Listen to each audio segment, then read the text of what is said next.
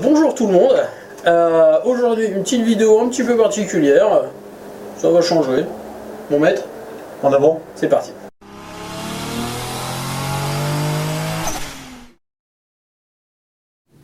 Alors dites-moi, où en sont nos plans, Monsieur Bond?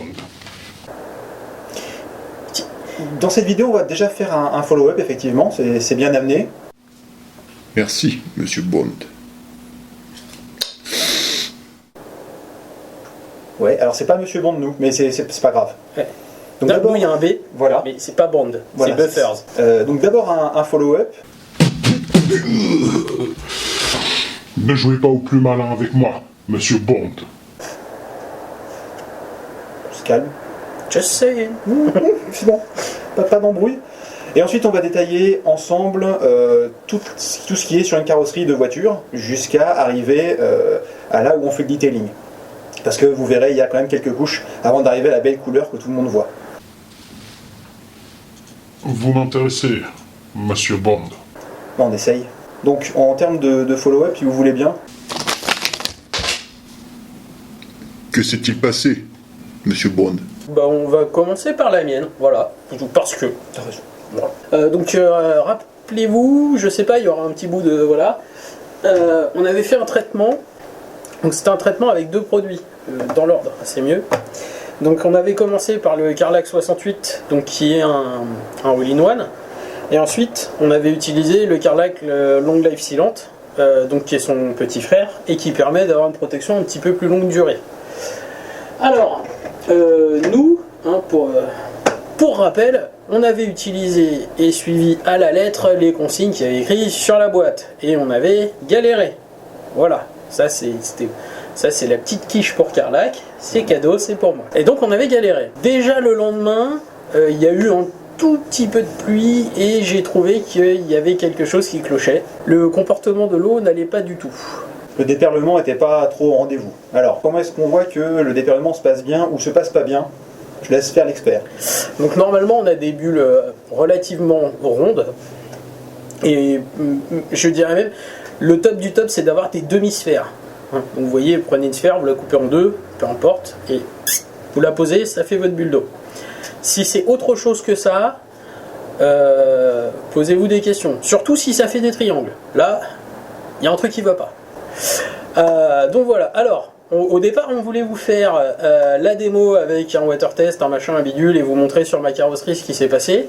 Bon, alors, dans l'entretien normal de mon véhicule, je l'ai amené chez Audi pour la révision. D'ailleurs je les remercie parce qu'ils ont fait du grand boulot, mais il y a eu un lavage avec préparation du véhicule avant qu'ils me le rendent, et du coup ça a pollué la base de la voiture et on peut pas vous faire un vrai follow-up en bonne et due forme avec le water test qui va bien. Il commence à me fatiguer, cela, commandeur. Oui, mais on leur jette pas la pierre du tout.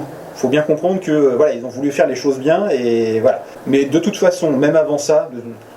Non, déjà là, comme je vous ai dit, déjà le lendemain, ça n'allait pas. Il y avait quelque chose qui clochait.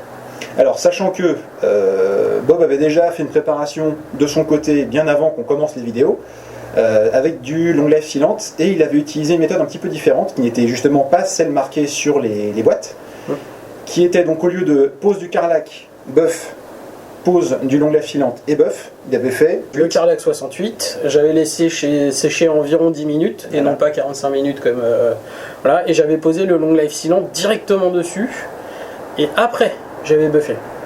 Alors moi ce que j'avais fait fonctionnait, mais c'était un autre vernis, c'était une autre couleur, c'était un autre fabricant. De là à dire que Carlac est un mauvais produit, il faut surtout pas dire ça, c'est pas vrai. Mais potentiellement, niveau méthode, il y a peut-être un petit peu d'ajustement à faire de notre côté, voire pourquoi pas faire un nouveau test. Donc on fera ça l'année prochaine. Parce que maintenant, on va mettre des belles cires qui recommencent à faire joli. Commandeur, je suis impressionné de voir votre prochain coup de maître. Mais nous aussi, on est impatients. Par contre, pourquoi ils nous appellent Monsieur Bond, ces deux cons là? Moi, on m'appelle comme ça, c'est pour contrariant. Ensuite, pour ce qui est de ma voiture à moi. Donc on l'a juste à côté. Donc pour mémoire, on avait passé de là, son nom, j'arrive jamais à m'y... L'Express Spray Wax de chez Meguiar's. Meguiar's, c'est ça. L'Express Spray Wax, pas évident à dire. Donc c'était la cire en spray qui se pose directement sur carrosserie mouillée. Alors ça a fait du bon résultat, les photos de la dernière fois en témoignent. En revanche, ça marche très bien, y compris sur la durée, c'est-à-dire que c'est effectivement une cire qui est facile à poser, qui dure pas longtemps, c'est-à-dire que au bout de 5 semaines, je commençais déjà à avoir de l'espacement entre les bulles, les billes d'eau du déperlement. Donc du coup, c'est signe que l'effet de la cire commençait déjà à s'estomper. C'était pas inattendu, hein. Clairement c'est ce qu'on avait dit, c'est une préparation qui est rapide. Après, il faut voir une chose, c'est que typiquement ce que moi je faisais une préparation d'hiver rapide, pour Bob c'est l'entretien hebdomadaire de sa voiture. Donc voilà, on est sur 2 mondes un petit peu différents. Après, en termes de photos, donc, on peut voir ici qu'au niveau du capot, il y a un voile de poussière qui s'est posé, sachant qu'on n'a pas encore eu de véritable hiver. Hein.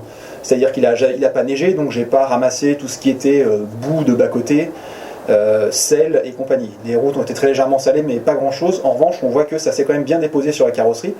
Donc c'est juste un petit voile, hein. Un petit coup d'EcoSmart, ça suffira pour sa part, voire même un coup de Detailer. Voilà, puis film routier, quoi. C'est de la... Quand on a un véhicule entretenu, et qu'on l'entretient régulièrement, au final, le vrai ennemi, c'est le film routier et les water spots. Il n'y a pas de...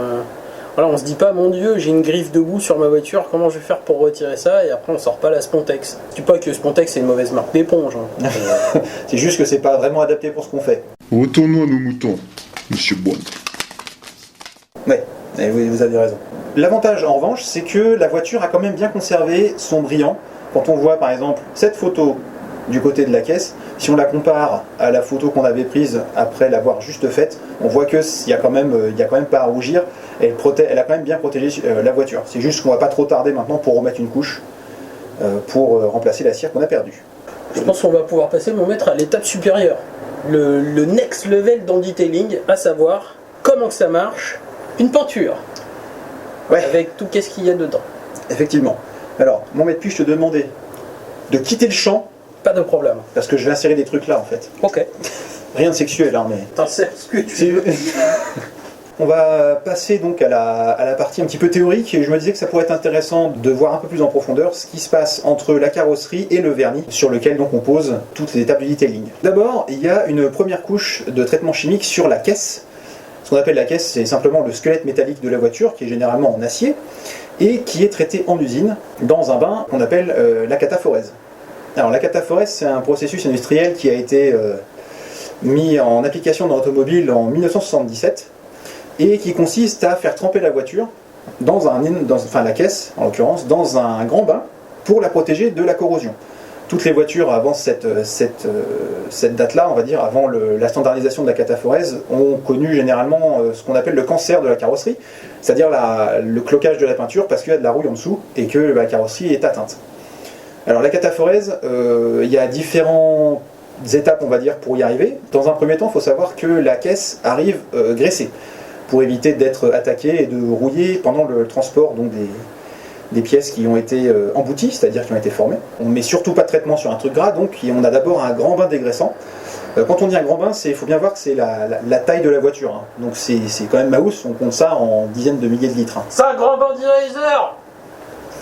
C'est un grand bain d'Eraser. Une fois que la caisse a été dégraissée, elle est lavée à l'eau déminéralisée et ensuite elle est passée à la phosphatation. C'est un bain qui a pour vocation de créer une toute petite couche, un micromètre, tout petit, de phosphate de fer sur l'ensemble de la carrosserie pour faire, on va dire, une espèce de pré-protection. Il faut bien voir que ça suffit absolument pas à prévoir la rouille dans les conditions réelles. L'avantage aussi de la phosphatation, c'est que ça permet une meilleure accroche de la cataphorèse qui est, on va dire, le gros morceau du traitement chimique. Une fois que donc, la caisse a été traitée en phosphatation, elle est relavée, et ensuite on attaque la cataphorèse. C'est là encore un très grand bain de peinture hydrosoluble. Alors qu'est-ce que c'est qu'une peinture hydrosoluble? C'est une peinture qui est composée, on va dire, de 2 gros morceaux et de solvants. Donc le premier morceau, c'est ce qu'on appelle les liants, qui sont chargés électriquement, électriquement, façon de parler, qui répondent bien, qui sont ionisés. Et de l'autre côté, on a les pigments. L'intérêt, en fait, c'est que si vous avez déjà fait des cours de physique, vous avez certainement déjà fait une électrolyse de l'eau. Vous mettez donc 2 électrodes, plus un moins, dans un immense bain, hein, le bain encore une fois de la taille de la voiture, vous branchez la caisse sur sur la borne moins. C'est pour ça qu'on appelle ça une cataphorèse, parce que dans le cas d'un circuit électrique comme ça, la borne moins c'est la cathode. Et vous laissez gentiment passer un courant dans le bain. Et de par la composition du bain, on va avoir une déposition de peinture sur l'ensemble de la caisse. C'est une couche qui fait à peu près 20 microns d'épaisseur et qui a pour avantage, là pour le coup, d'être un vrai bon traitement anti-rouille, anti-corrosion sur l'ensemble de la carrosserie. Donc une fois qu'on a la caisse qui est passée en cataphorèse, elle est cuite puisque il faut que la peinture polymérise. Les toutes petites particules qui ont été déposées sur la voiture présentent, on va dire, des jours entre elles. L'intérêt de la polymérisation, c'est de finaliser le film. Bien, ça y est, on a parlé de la cataphorèse. Alors maintenant, faut bien voir une chose, c'est que la cataphorèse ne suffit encore pas. Parce que la cataphorèse, c'est moche. En termes de surface, alors vous verrez certainement, si vous faites des recherches sur le sujet, que la cataphorèse, une vis cataphoresée par exemple, parce que la cataphorèse, on s'en sert pour les bagnoles, mais ça sert aussi pour tout ce qui est traitement de ferraille qui est supposé vivre à l'extérieur. Les barrières noires qu'on a dans les parcs et tout, donc tout ça c'est traité. C'est teint en noir et c'est très beau. Alors c'est très beau parce que les surfaces sont très petites. Mais dans le cas d'une caisse où on a le pavillon, le toit de la voiture, qui est traité, si vous regardez, c'est affreux. C'est-à-dire que c'est tout granuleux, c'est tout pas beau. Donc, on va rajouter d'autres couches par-dessus, parce que autant vous dire qu'avec 20 microns, un tout petit coup de clé dessus, c'est terminé. C'est-à-dire que vous attaquez la carrosserie et puis l'unité peut rentrer dedans et commencer à faire rouiller l'ensemble du véhicule. Bon. C'est la raison pour laquelle on va mettre d'autres couches, qui sont, la première, c'est le primaire, ou en anglais le primer.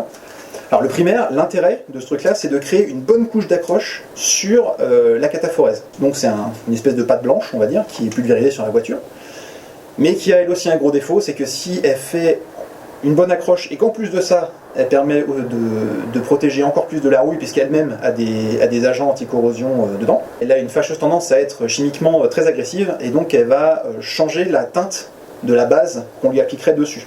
La base, c'est la vraie couleur de la voiture. Donc il nous faut encore une couche intermédiaire entre le primaire et la base, qui est l'après. L'après c'est pareil, c'est une couche supplémentaire qui elle aussi est encore une fois un petit peu anti-corrosion, et qui par contre est chimiquement suffisamment neutre pour ne pas changer la teinte de la base. Une fois qu'on a donc apprêté la carrosserie, on va passer à la base, qui est donc la vraie peinture, c'est ça qui donne la couleur. Donc la base, elle est passée en une ou X fois, ça dépend de la profondeur qu'on va avoir, et elle peut être brillante, métallisée ou mate. Brillante, c'est le rouge de ma voiture à moi.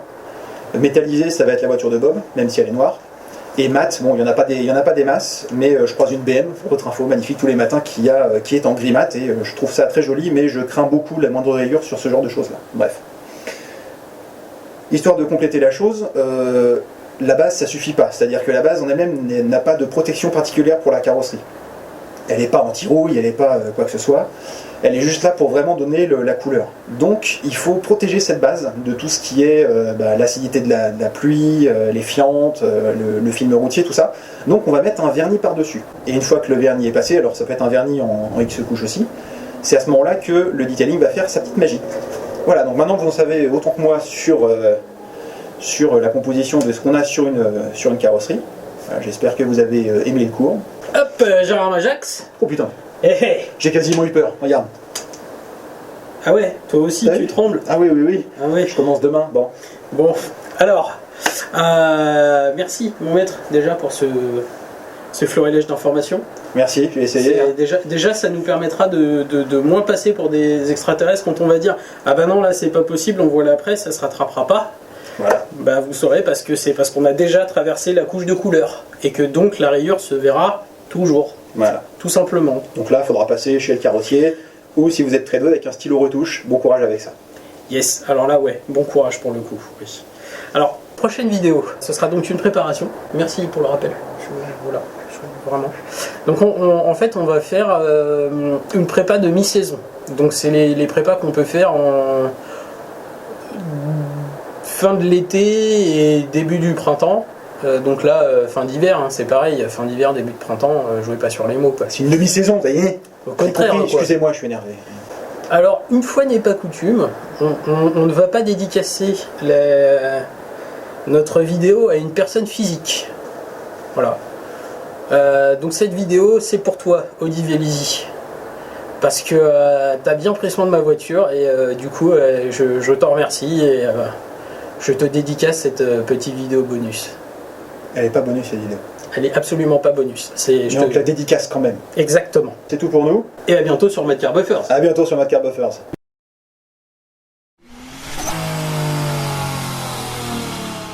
Au revoir, commandeur.